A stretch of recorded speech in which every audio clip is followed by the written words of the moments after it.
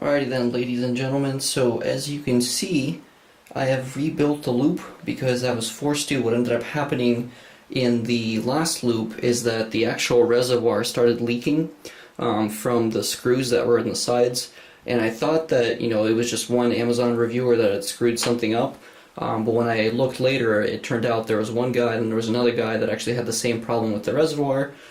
So I ended up getting this one, which is actually like half the price, which is great, and it looks a little bit cooler. Plus it has the option of mounting a cold cathode in there, so it can actually be lit up as well. And I believe that they also sell these sort of double helix things for the inside that you can replace later on. But I think this one looks pretty neat. It also complements the red for the rest of the case pretty well. And now you can see what I've done here is, again, I'm using that Roseville CPU water block. And then I have a line going straight from there into the radiator, and then I have a line going from here up in a 90-degree bend into one of these connectors, and then I have this guy going into another sort of really long 90-degree bend back into the water block right there. Now this particular piece, I'm going to be actually adding another 90-degree elbow in here because this ends up actually bending the pipe a little bit too much. So the speeds in this loop are not going to be the greatest, but I'm not really looking for speed as much as I am looking for just regular cooling efficiency. And again, because of this heatsink being as big as it is, it'll provide plenty of cooling for the FX 9590 that's back there. Now if you're curious how I mounted this guy, you can see what I've done is I've actually taken one of my Metal Constructor set long screws that basically just goes through here and then ends up fitting into the reservoir in this area. Now this is not quite long enough, so I might end up getting one that's a little bit longer, but for the time being it kind of does the job. So the next section here, I'm going to do some leak testing really quick just to see how well it actually holds up. I think that for the most part this loop should do really well. It's one of the most, if not the most compact loop that I've ever done in a PC. And I mean, again, as you can see, the PC itself is actually quite tiny. I mean, it's literally all it is right here. So it's a tiny little thing, and again, the loop should be more than adequate for cooling this CPU the way it is right now. So let's do the leak test and see just how well it does. Okay, folks, so the reservoir has been filled. As you can see, it's pretty much done all the way up to the very top.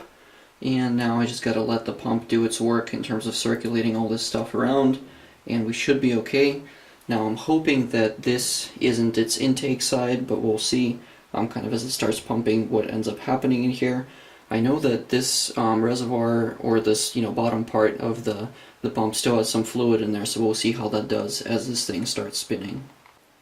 Okay folks, so the loop has been running for a pretty solid like 15 minutes or so at this point, and I have not had a leak, which is pretty good news so far. Now, whether or not it's going to leak later on, I don't quite know, but so far it's been holding up really well. All the lines seem to be just fine. Now, I am missing a flow gauge in here. I'm hoping that that'll be kind of my next little purchase, is to get one of those so that I can have sort of an idea of how quickly the fluid is actually moving through the loop itself. I haven't done that just yet. Hopefully, the next time I kind of end up redoing this loop, that's what I'll end up using, but for the time being I think this should be just fine. It should be able to handle, the fluids that are pumping through here.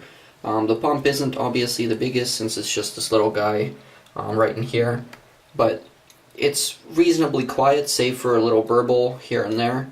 That's mostly due to the bubbles that are in the system. I think once those kind of work themselves out over time, it will be a lot quieter, and then we'll see how well the whole system performs once I get this in the rig and start actually running everything. The next kind of step is to actually get this power supply to have one of the cables modified so that it actually powers the CPU in here, because it's missing one of those cables on here, so I'm going to have to make my own. But it's not really a big deal. I should be able to remanufacture one of the existing cables to make that actually work. So that'll be sort of the next step to get this guy up and running. But in the meantime, I'm going to try and see if I can get this all mounted up nice and proper inside the case. Alright then, so now I have the loop entirely in the case itself. You can see that basically how I've routed things.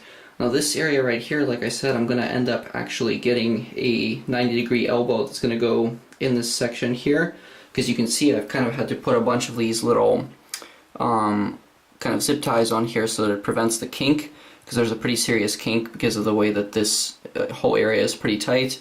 Again, like I've mentioned earlier, this area back here is going to get another 90-degree elbow. And then this one right here actually turned out really good. You can see that even though there is a slight kink over here, it's actually still fairly solid in terms of the whole connection all the way through. And again, you know, I've got this reservoir right here, which is basically entirely full. There's just a slight bubble up on top. And then obviously I have the radiator right here. It's a 240mm radiator, so two 120mm fans on there. And then, you know, the wiring is not really going to change, unfortunately, because the power cable from the PSU to the motherboard is too short, so I can't really route it behind. What I did manage to route around the back of the case are the GPU cable and one of the CPU pins, so those are actually kind of out of the way, which is nice. And I'm going to have to do some cleanup around the fan cables up on top, as well as this USB 3 cable, because that one really just kind of sticks out and causes this whole gnarly loop right here.